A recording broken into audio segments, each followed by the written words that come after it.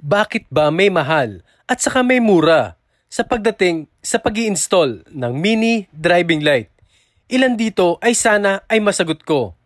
Tulad ng mga nasa mesang ito ay dalawang set ng mga relays, mga gamit na kailangan para ma-install ang isang driving light.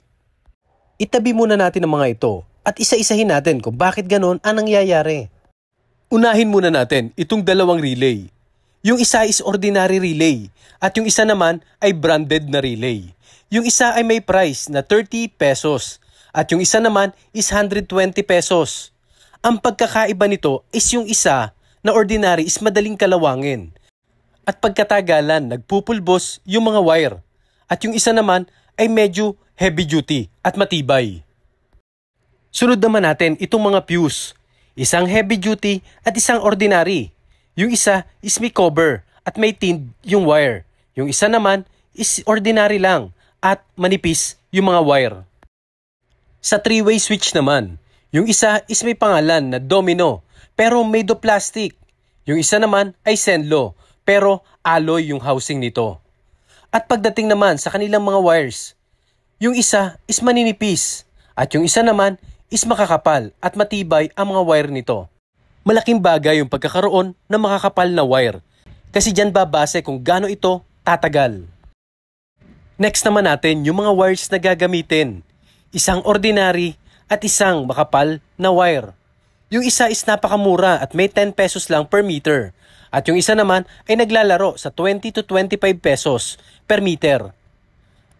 Isa rin dahilan kung bakit mura at mahal ito ay dahil sa wire na nasa loob nito. Yung isa is maninipis at hindi siya pure copper. Yung isa naman ay makakapal at made of pure copper. Malaking bagay yan kaya dapat yung isaalang-alang. Optional yung sunod kong ipapakita. Ito yung add circuit fuse. Ito yung professional way ng pagtatap ng linya.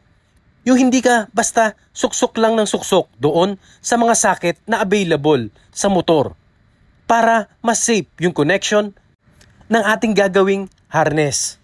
Lalo na sa mga motor na walang abang na ACC wire. Sunod naman natin yung wiring sleeve. Ito yung ginagamit para mapagsama-sama yung wire. Traditionally, tape lang yung ginagamit lalo na sa ibang shop. Pinapaikutan lang ng maraming tape from end to end yung mga wires. Kaso habang tumatagal, natatanggal at nasisira ito. Maganda itong pamalit para maging protected ang mga wires. Next naman is shrinkable tube. Ito yung mga tubes na pag iniinitan lalong nagsasara. Maganda itong pamalit sa mga tapes. Dahil ang tape pag naiinitan, minsan naglo-lose contact. Hindi kagaya nito, habang naiinitan lalong kumakapit. Next naman natin is cable tie. Ito yung paraan natin para mapagsama-sama at maikapit ng maayos yung ating wiring harness doon sa loob ng motor. Next naman natin is yung mga battery connectors.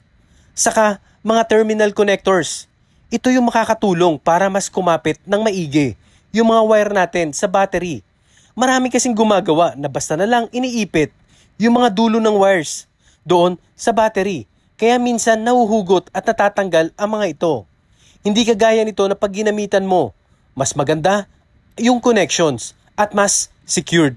At yung mga terminal connector naman, para magkaroon tayo ng plug and play connection. Siyempre, hindi pa rin naman mawawala ang paggamit ng electrical tapes. Pero hanggat maaari, ito ay ating limitahan. Ito ay hindi pa tapos na sample ng relay harness para sa ating mga driving light. Dito nakakonekta na lahat.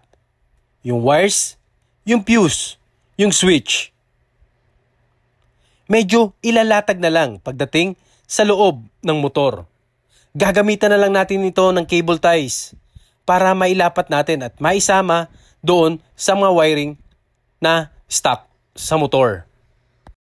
Nakasoldered ang mga connection nito at nakashrinkable din. Dito nilagyan natin ito ng terminals para sa plug and play connection ng mini driving light. Isusuksok na lang natin yung mga dulo ng wires galing sa balas. Optional yung nilagay namin ditong socket para ma-disconnect natin yung 3-way switch doon sa wiring harness. Mas maganda kasi ito para mas madaling ilatag yung mga wires sa loob ng motor para nahihiwalay natin ito. 3 relay yung ginawa natin dito para hiwa-hiwalay yung high, yung low, saka yung passing. Para pag may nasira, gagana pa rin ang isa. At dito sa connection ng ating mga relay, nilagyan natin ito ng shrinkable at nakahinang. Mas maganda ito at mas matibay para sa matagalang gamit ng ating harness.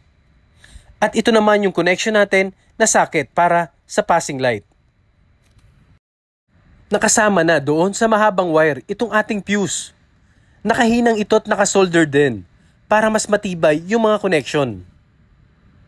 At may terminal din sa bawat dulo at nakahinang din para mas matibay at hindi matatanggal habang tumatagal at naluluma yung ating wiring harness.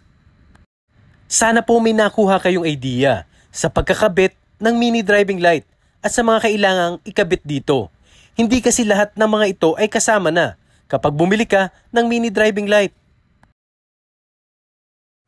Pero kung ayaw mo ng abala at medyo pihikan ka doon sa mga nagkakabit ng mini driving light, merong available na wiring harness na plug and play. Katulad nito, meron itong switch na pwede sa kaliwa or sa kanan ilagay. At meron din itong wiring harness. Ito ay buo na at kompleto na. Meron na itong fuse. At meron na ring battery terminal para ikakabit mo na lang.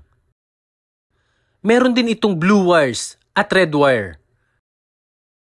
Yung red wire po ay para sa ACC. At yung blue wire naman ay itatap doon sa horn. Ito ay para pag bumusina ka ay biglang bubukas yung ilaw. Or pag naka-on yung ilaw, bigla itong magbiblink pag ikaw ay pumindot ng iyong busina. At ito naman yung 4 na plug and play switch ng ating mini driving light. Diyan po ilalagay yung ground, yung white, yung yellow, pati yung mix light. Or para sa mix light. Yan po ay complete set na wiring harness. Maraming salamat po uli sa panonood ng aking video. Sana po ay may napulot po kayo at may konting natutunan. Huwag niyo pong kalimutan mag-like, share, at subscribe. Sana po lumakas at lumaki pa po tayo. Maraming salamat po ulit at ride safe sa inyo pong lahat.